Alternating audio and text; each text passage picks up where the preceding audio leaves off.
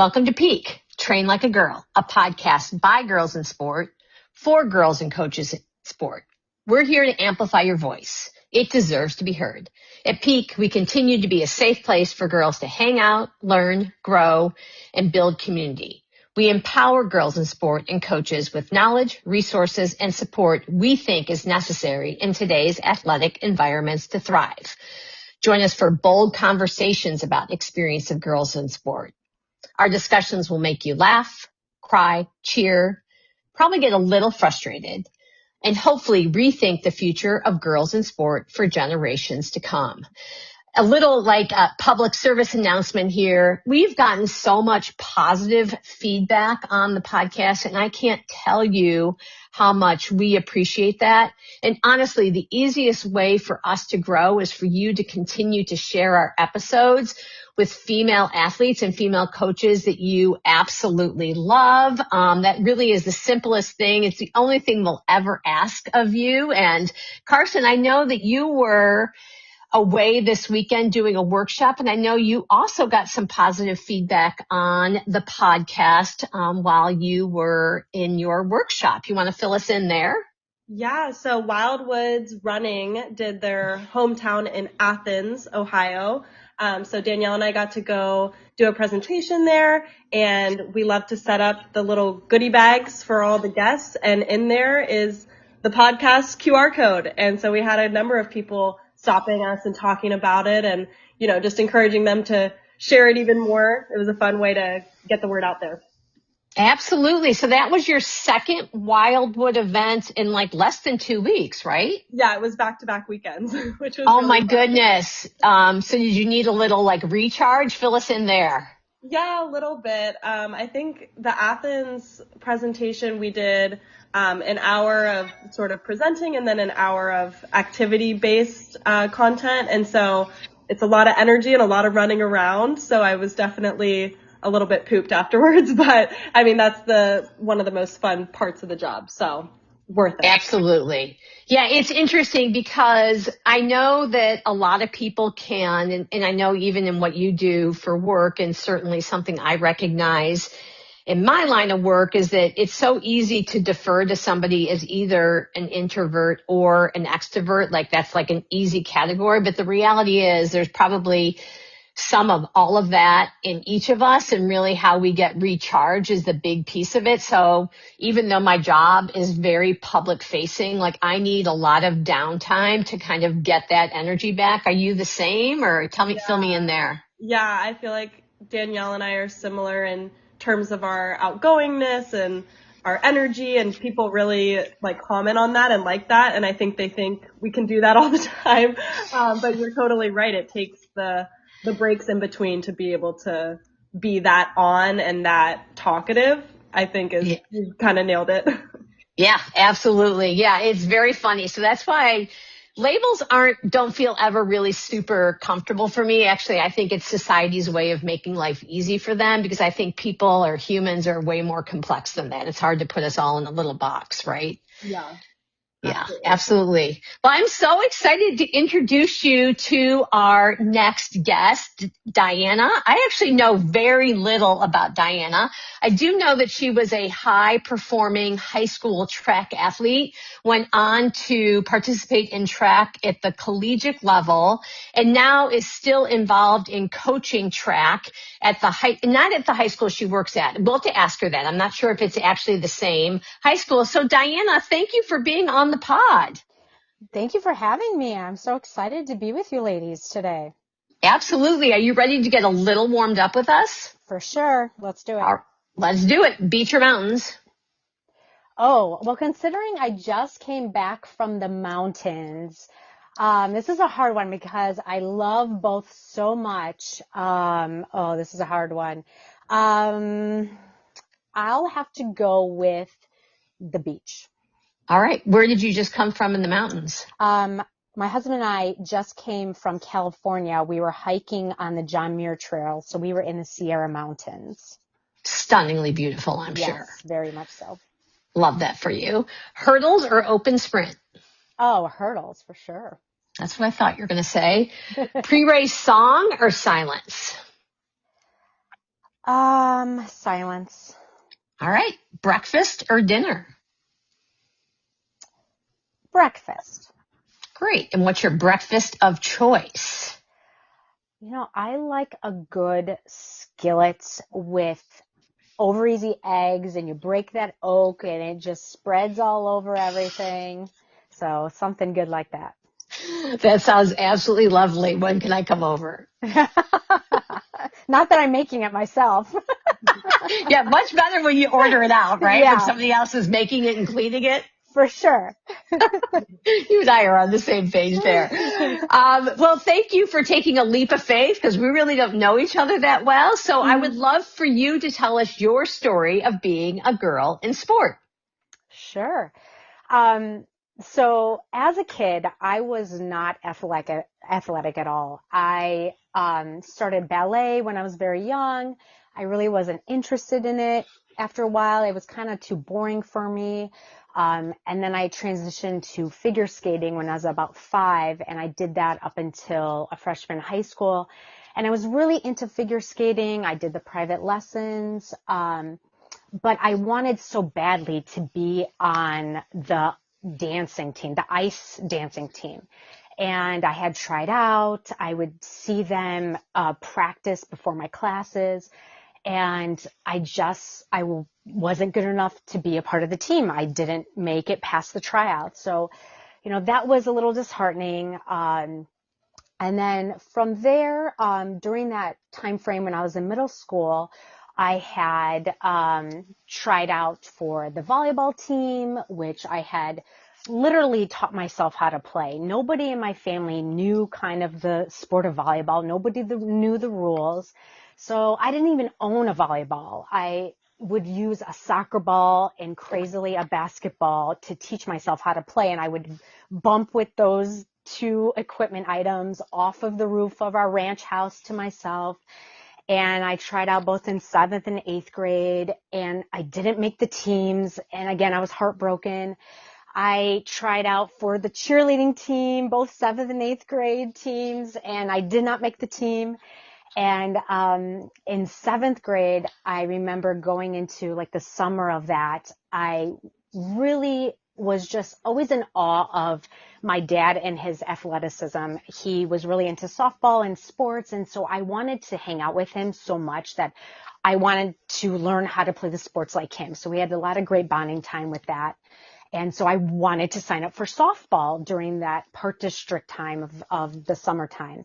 And I was so excited. I was signed up. It was going to be my first team I'm ever a part of. And later on, we learned that there weren't enough girls signing up for softball. So softball got canceled.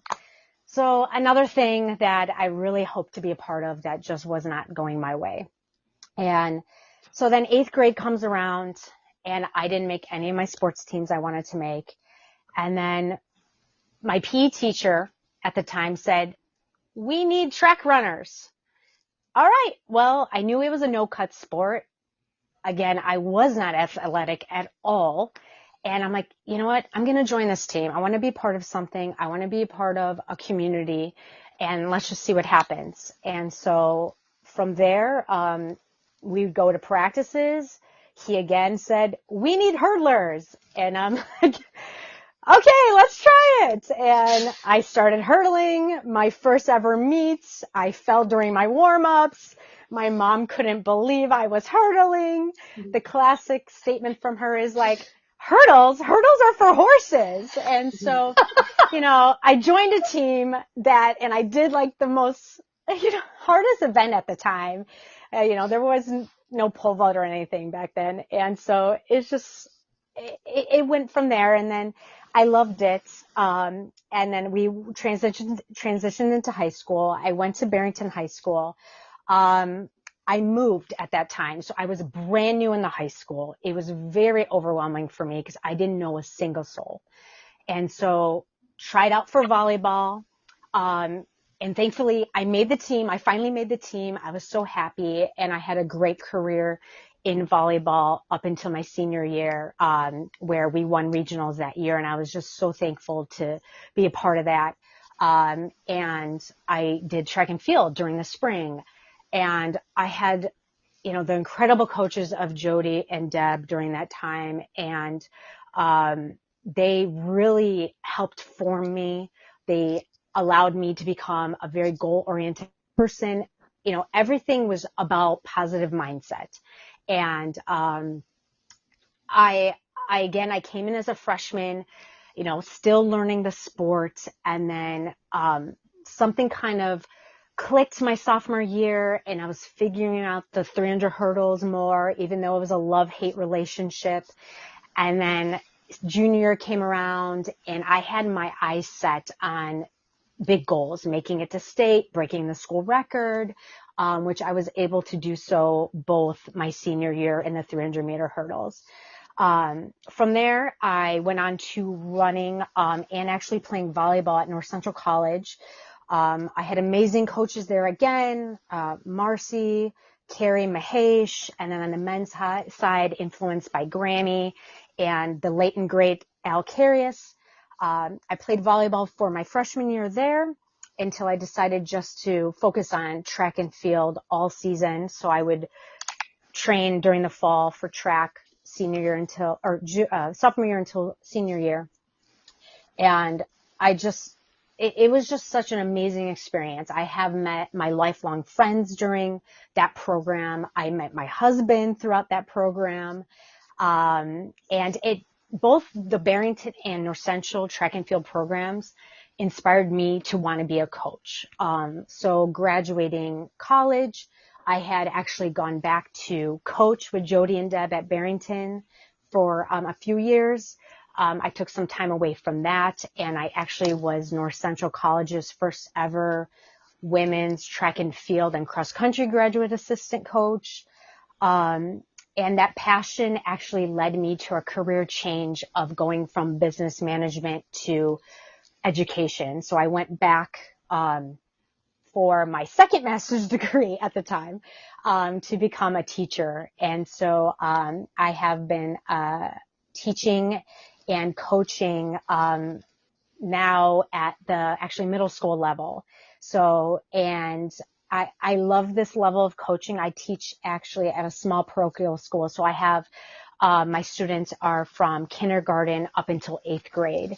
And I transitioned from being a self-contained classroom teacher to PE 3 years ago, and I teach 6th grade math. And so I get the opportunity to see literally these children grow from little 5 and 6 year olds to teenagers. And it's been such a joy for me because I get to instill the fun and love of running. I get to teach my students that you may not think you're a runner. You're just not a runner yet. You may not have the skills of X, Y, and Z right now, but you're going to have them someday with consistency and a positive mindset. And so it's been a great joy. My kids are actually at my school as well. So my daughter is on the team. She's going to be in 7th grade, and my son will get to officially be on the team this year as a 5th grader because our league allows 5th through 8th graders to compete. So that's kind of where I went from a younger athlete and a coach. And after my collegiate career, I thought that, running hurdles was over, track and field was over. And so I dipped into distance running way outside of my realm of comfortness. I did the marathon, I did a half marathon, tons of 5Ks. And at the age of 39, I'm 44 now, I had come across that one of my fellow coaching colleagues was participating in USA Masters track and field. And I was just dumbfounded. I'm like, what is this? How come I didn't know of this earlier in my life? And it's amazing organization where athletes are from 25 all the way up to 100 plus, and you are competing in all track and field events as a master's athlete for USA TF Masters. And so I started training again for track and field when I turned 40. I started training for hurdles back again a few years ago. And I had the great opportunity of running in national meets, running for world championships for Team USA for masters. And it's just brought me so much joy again that I missed. I missed that competitive part where I'm really getting to do what I love. Like running itself is wonderful, but being able to like hurdle again and try and think outside the box. I started doing the pentathlon. I started high jumping, long jumping, things I've never done before, throwing shot put. And it's like, you're never too old to start and learn something new. And that's what the master's program has taught me. So yeah, that is amazing. There's so much to unpack there. I want to go back to the beginning, because this is one of the things we're here to like really have bold conversations about is your finish line, or you're not at your finish line. So I guess the end of your story is I'm still an athlete, and I believe that. My philosophy when I am coaching my athletes is there's an athlete in all of us, and we are building athletes for a lifetime. I'm 63 and I still compete in races and competitions, and I'm still competitive, and I still want to win, to the point where, and you'll get a kick out of this, I'm just making a statement of fact. I mean, I can almost always win my age group at 63. And so to me, it's like, all right, I won my age group, which is great, but I want to compare myself for the 50-year-olds. So I always go back and see, well, where would I have placed in the 50 to 59-year-olds? Like, and, because I'm that competitive. I'm like, all right, I don't want to compete against other 63-year-olds. I want to compete against the whole lot of them. So the thing, though, I want to go back to is the beginning of your story. And this is what breaks my heart, is by the time, I don't know what kept you so optimistic, but by the time so many people had told you weren't good enough, and that's what's happening with girls in sport. They're dropping out at alarming rates for many reasons. But a big reason is that, girls mature at different ages, and they have different access and opportunities. So they may, like you, they may not have ever played volleyball. So instead they're bumping with a basketball as opposed to getting private coaching from a private volleyball coach. So how do we as a system create opportunities for girls to stay in sport for long enough to figure out where their passions are? Do you have any suggestions there or any thoughts? I think that's a great point to bring up. And I would love to see more female athletes be encouraged to continue their passion or wanting to try something new. And it was very discouraging for me to continuing being told, I'm not good enough. I'm not good enough. I'm not good enough. Where I could have easily said, okay, I'm never playing sports at all, ever. But it was also very motivating to me to prove those naysayers wrong. When somebody's going to tell me that I'm not good enough to do something, I'm going to prove them wrong. And, for us as a school that has middle school athletes, again, we're a smaller school, but we don't have cuts. And I think that if we could start at the middle school, junior high level and provide an opportunity to allow everybody to join the team and make it, maybe there's different levels of team based on experience, so that everybody gets a chance to see how the sport is played, how to work with other teammates. Because there's so many great lifelong lessons when it comes to discipline, goal making, accountability, being on a sports team that lasts with you throughout adulthood and into your career. And that also allows athletes, young athletes, to develop their skills. If I would have stopped running after 8th grade because I wasn't good, I would have never been able to tap into my God-given skill that I had to chisel away. And if who knows? I mean, my whole life would have been different. I wouldn't have met my husband in college on the track team if I would have quit. The whole dynamic of my life would have been different. I wouldn't have been a coach. I wouldn't have been a teacher. So if it wasn't for that no-cut sport, my whole trajectory would have been a different story than it is today. Yeah. And I agree with you. I think that at the middle school level, first of all, there's such a difference between a seventh grader who has an early birthday compared to a seventh grader who has a late birthday. That year difference may not make a difference when you're 28, but it makes a huge difference when you're 9, 10, 11, 12. Kids mature so quickly in those 12-month periods. So kids that are old for their grade, they are more physically mature. Sometimes they're more emotionally mature. And so they're able to handle some of that. So you're missing a whole group of kids who are simply just a year behind from a maturity perspective just because of when they were born. And there's actually really good science on that. Yes. So and I was one of those youngest kids. I graduated college and my senior year, going into my senior in college, I wasn't even 21 yet. And so I was the youngest kid at the time, my birthday's in October. The deadlines for the cutoffs for school was in November back then. And so I had to work extra hard because I was, physically behind everybody who was older than me. Yeah. So if you could do a takeaway for a caretaker who's listening, or for a coach who's listening, or maybe even for an athlete who's been disappointed because they've been cut from their program.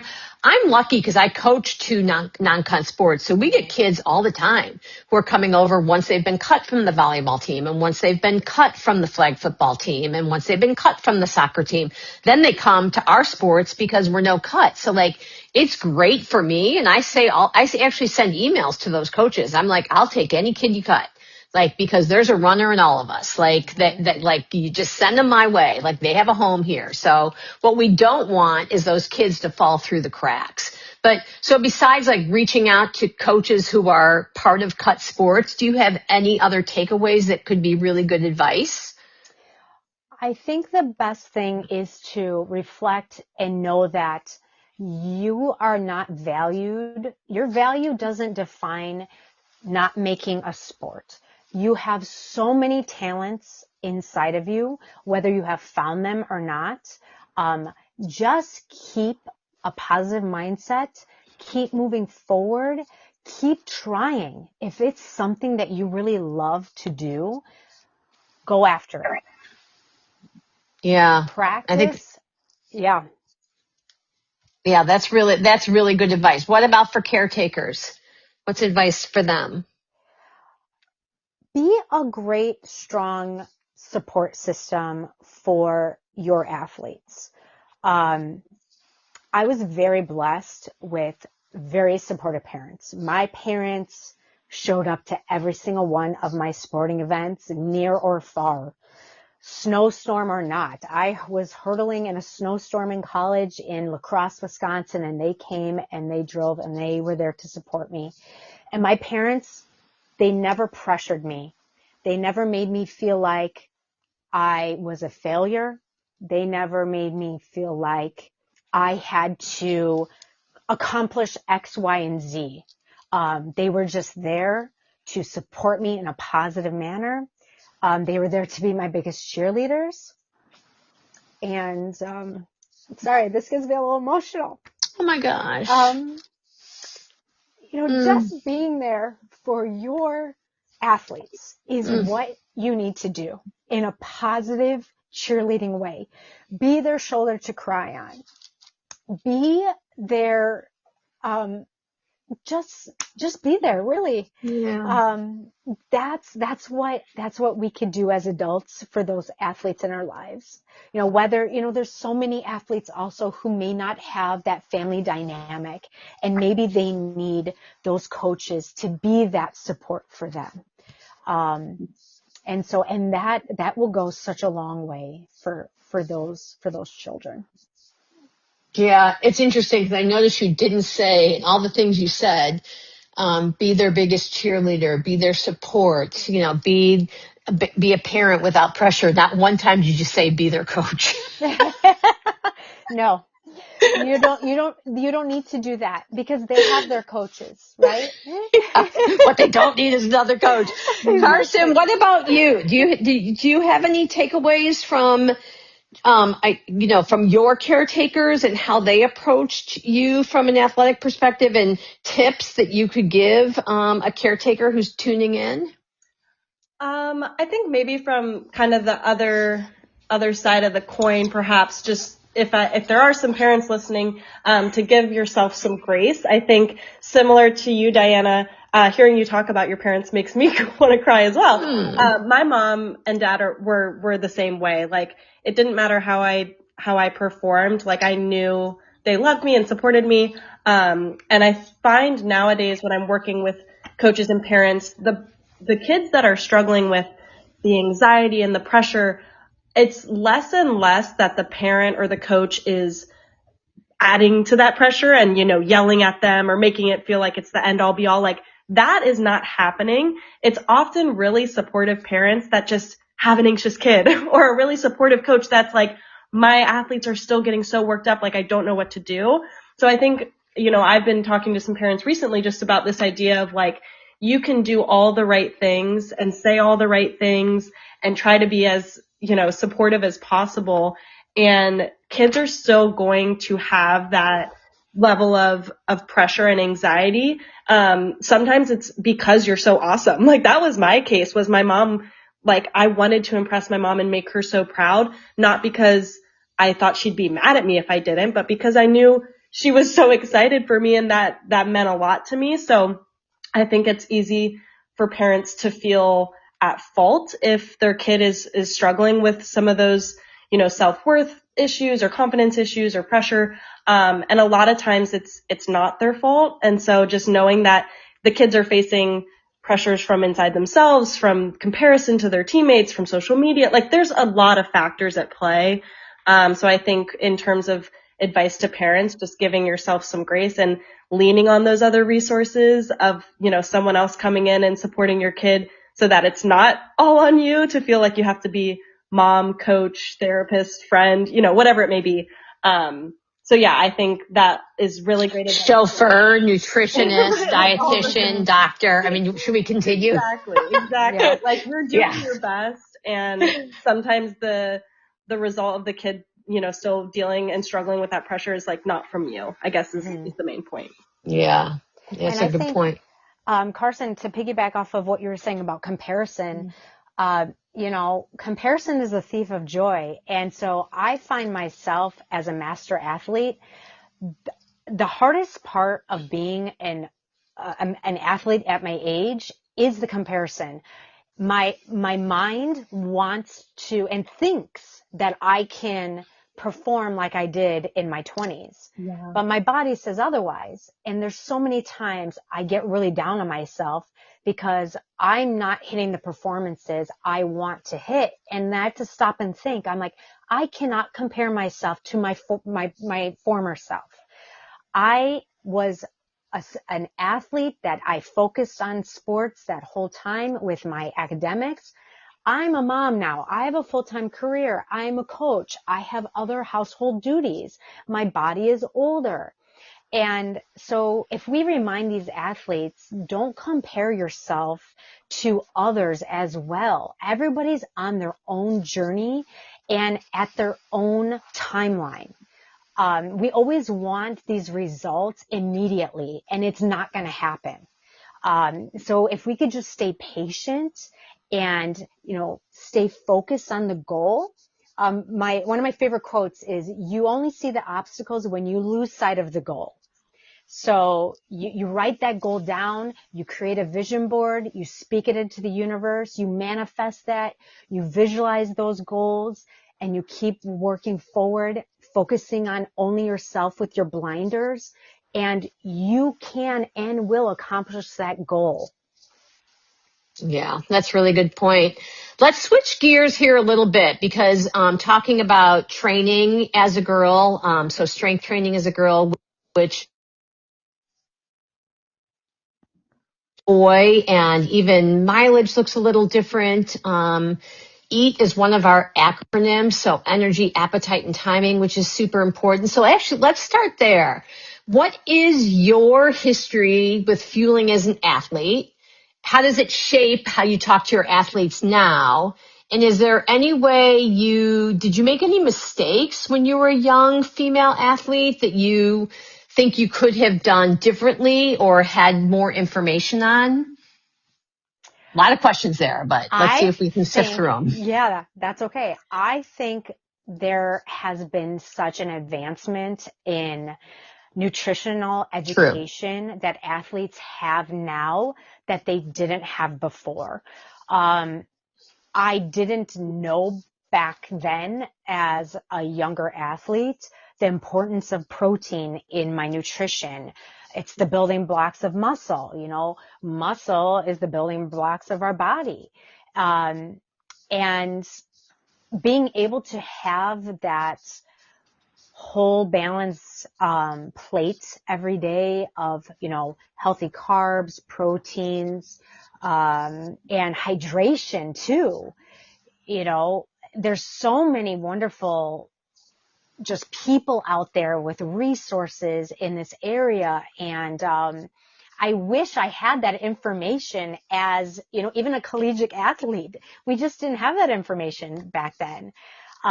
So definitely I tell my athletes, you know, we talk about race protocol. We talk about, you know, being also a PE teacher, I have the ability to see my athletes in the classroom and during health, and they're always hearing me say how important hydration is, how important protein is, how important fueling your body is, because we can't perform at our optimal capabilities on an empty tank. And so, you know, we talk about having those foods that are helpful for fuel for cross-country meets, for track meets, for volleyball games, because crazily enough, I actually am the head coach of cross-country and volleyball at the same time. Oh my goodness. Yes. So my athletes see me all the time. I love that. But having that open dialogue with your athletes, especially I have younger athletes, so they have a lot of questions about nutrition.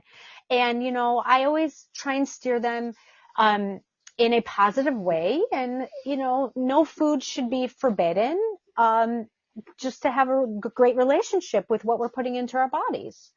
Yeah, absolutely. Yeah. No, and one of the big things that I say, so I do have a background in food science, and so and several certifications in athletes nutrition, and I try not to put a charge on food. So food is not good or bad or healthy or unhealthy. Like, all food serves a purpose.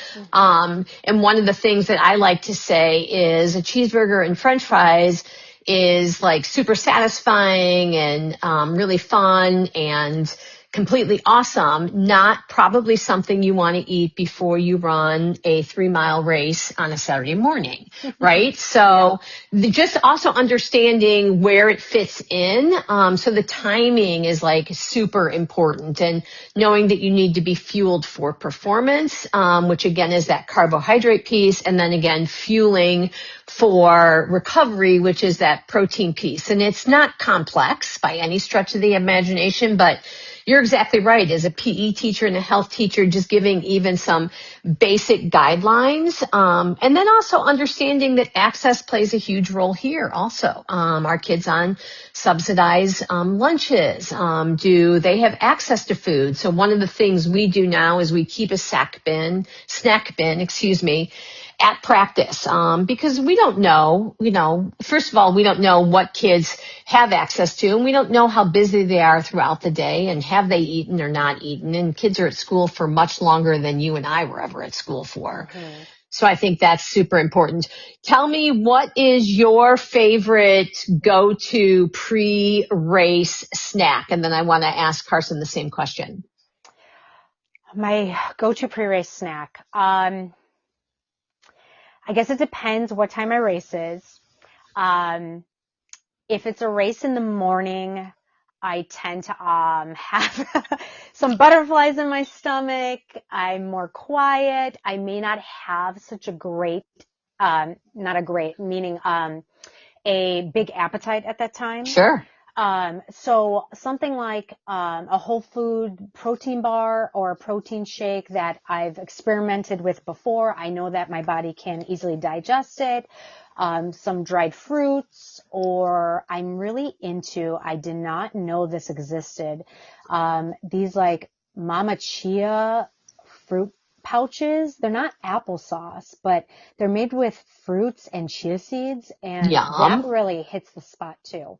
So that would be something for a morning race. If I have a race in like later in the day, I'm always mindful of making sure that I eat a meal before with plenty of digestion time, something I know that's not going to upset my stomach. And again, bring those key pre-race snacks with me. And then I always end with a post-race protein, fast digesting carbohydrate, shake. Love that. Carson, what about you? What's your go-to pre-race fuel? I'm trying to think back. I mean, I had a little bit of a different dynamic. Sprinting, didn't have to maybe think about how long that was going to be sitting in me. But Right. I would say, I mean, I feel like I was always like a peanut butter and banana person, Yeah. whether that was like on toast or on a bagel or something. I also never felt like I could eat very close to when I was racing. Sure. I feel like Butler, we had a lot of Cliff Bars. Those were good. I nibble on those. And then kind of like you said, Emery, I would spend the whole day thinking about what awesome snack I would get after. So Yeah. maybe Yeah. if I went at the concessions, I would be dreaming about when I finish this 4x4, I can finally get, some M&Ms or something. But yeah, I think that was mine. It's true, and that's part of the piece, right? That experimentation for athletes, like, because there's no one formula. It doesn't work that way. You do have to figure out what does work take the general concepts and then figure out what works for your body. So, Diana, I'm also thinking that a lot of the science on training has changed dramatically since when I came of age, and certainly it's changed dramatically since I got my degree. And I've been blessed to be able to continue my education to stay up to date and current. And the fact that there's so much good information out there on being a girl and how to train like a girl. And again, you can't put us all into a box. An athlete, while there are many similarities to a male and female 15-year-old athlete, there's also many, many differences. So is there something there, Diana, that you wish you would have known better about strength training, mobility, even recovery that looks a little different for a female athlete, and you were probably not being trained in quite that nuance when you were coming of age? Yeah, I'm looking back. I remember doing resistance training in the weight room in college, and I see, I get a little mixed up between my time coaching college and then my time being an athlete, with the crossover of when I was coaching college, the young ladies were doing mobility work with bands and in the weight room. And when I was an athlete in college, we were definitely in the weight room. I don't remember the mobility as much as an athlete with the bands and stuff. But that could just be my lack of memory there. I mean, the recovery now with the ice baths and all these techniques now, the cupping, and that's stuff that I wish I would have done and known about back as a collegiate athlete. I mean, it's just so great for your body. But yeah, I would love to be an athlete this day and age in my younger self, just with all the advancements of the sport and nutrition and recovery, all the science, all the new science and research behind everything.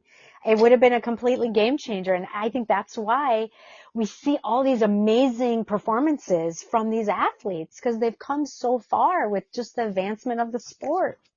Yeah. And interestingly enough, sports science has been around forever. I mean, that's what I studied in college, 7 decades ago. But what has changed is that they're now actually studying females in sports. So before, the subgroups were all typically white, well-educated men. I mean, who's in the studies, right? So that's what's different now, is they're actually looking at how does a female respond and what is the impact on things like menstrual health and bone health and ligament health. And those are so impactful, because one of the things that's hard is that when an athlete gets injured, and a lot of times injury, particularly in the sports we're talking about, are typically misuse injuries. A word they used to use is overuse injuries, but Dr. Smith actually kind of changed my framing on that. So it's, a misuse injury, just it's too much of one thing and not enough of something else. And how are you building the body to support the amount of training that we're doing? Because if all you're doing is focusing on the training piece, right, whether you're training the body or the mind, and you're not focusing on how those things are put together, that's when things start to get, hard, right? That's when things maybe even start to fall apart. And you talked in the very beginning about consistency. And if we can build consistency, that's where you're really going to see the secret sauce. That's where you're going to see athletes perform and optimize and stay well and continue to be well. But when athletes are hurt and they're missing seasons at a time, from many injuries, in my opinion, that can be prevented, I think that's where we've really come far. And that's where you see the advancements, because these athletes can stack days upon days upon days upon days, because they're using the science that was, researched specifically for them. Carson, do you have anything you want to sift through with Diana before we get closed down here? Yeah, I'll just do one quick question, because I was so excited when I knew you were joining us, Diana. I thought it was so interesting to hear that you were not athletic at all, because all I know of you is like total beast mode, like still competing, like I want to be you when I grow up kind of thing. So that was shocking to hear. And I guess like when I am thinking about that, and I do look up to you so much in what you're doing now with the master's program and track and field, I guess try your best maybe to give like a short piece of advice for someone that was a college runner and felt like I kind of lost that athlete identity once that ended. And I feel like I'm trying to find it again. But it sounds like you were able to get over that hump, whether that was like in the coaching and like returning back to sport in that way, or now with the masters, like you talk about this idea of still having that competitor in you and that athlete side of yourself, regardless of that comparison to your old self. Like, I think that's my struggle is like, I can't run what I used to run. I can't lift what I used to lift. And so it makes me too angry or something. So just how did you handle that identity shift, or maybe what would your piece of advice be for someone that's going through that identity shift? Cause you've, I feel like, done a great job with it. Thank you. I appreciate that so much. I always say my motto is be the champion of your life. Whatever you are aspiring to be in your life, strive to be the champion of it, and know that age does not define you. We have so many times that we think that we're too old to start something new, or we're too old to perform in a certain way, or we don't have the time to do so. Don't let the years that are on your birthday cake hold you back from aspiring to find that champion inside of you. And I'll tell you that when I turned 40, I had a really big, harsh motto personally that I had for myself, in a positive way. And it was I was determined to be the best 40-year-old version of myself that I possibly could be. And I was, when I turned 40, for my 40th birthday, I decided I'm going to go hike 40 miles just in one day because I wanted to do something that was really difficult and challenging. And I wanted to like prove to myself age does not define me. And, so that's what's really shown me through the Masters Track and Field program, that there are ladies and men out there. They are really, they're doing amazing things. They're breaking American and world records at ages older than me. And so it inspires me so much, and it keeps me reminded, you know what, I'm not finished with what God has given me. He's given me so many gifts, and I'm going to keep using them until I'm no longer able to use them anymore. And so that would be my encouragement to everybody listening. Keep pursuing your gifts. Keep going after your goals. Keep fulfilling your heart's dreams, and do it all with a cup of joy. And who knows what's going to happen. Amazing. Thank you. Yeah, you're welcome. Yeah, that is the perfect place to pause and put a pin in it. And thank you so much for your time, your energy, your passion, your purpose. You can really hear it and feel it in everything you do and say. And I have to tell you that, most of the time I feel like, oh my gosh, we are in such a good place. And, these student athletes are like, it's so much better, and they've got so much effort. I mean, so much access. And then there's sometimes I'm like, oh my gosh, I can't believe they're cutting kids from this sport. Mm-hmm. But my point is that listening to you today, we are in a better place. Like, we are doing a really good job. We're doing a great job at the middle school level, and we're doing a great job at the high school level, and college athletics. I'm with both of you. I think college athletics adds so much value and so much opportunity. We didn't even really get the chance to talk about that, but the Division III level is doing amazing work with extraordinary humans, and Division I is not the only opportunity out there. So that too, I think we didn't even touch on that. It's just knowing that there's so much life out there, and sport gives you so much opportunity to soak in so many different things, and you could really feel that in everything you said and in everything you're doing. So thank you so much for the gifts that you are giving these young adults as they come of age. I really appreciate that, and I hope you feel my sincerity there, because it's extraordinary humans like you that make the world a better place. Oh, I appreciate that so much. Thank you so much, ladies. It's been wonderful chatting with you and getting to know you more. Absolutely. Thanks, everybody, for sticking around. We hope you loved this episode as much as we did. Make sure you're sharing our episodes with a female athlete or coach you love. And honestly, I think you should share this episode with all the caretakers out there, because as Carson so eloquently said, being able to give yourself grace through this extraordinary, challenging time of raising a young human, and all the great tips that Diana gave us, it's perfect for everybody out there who loves the journey of being a girl in sport. Until next time.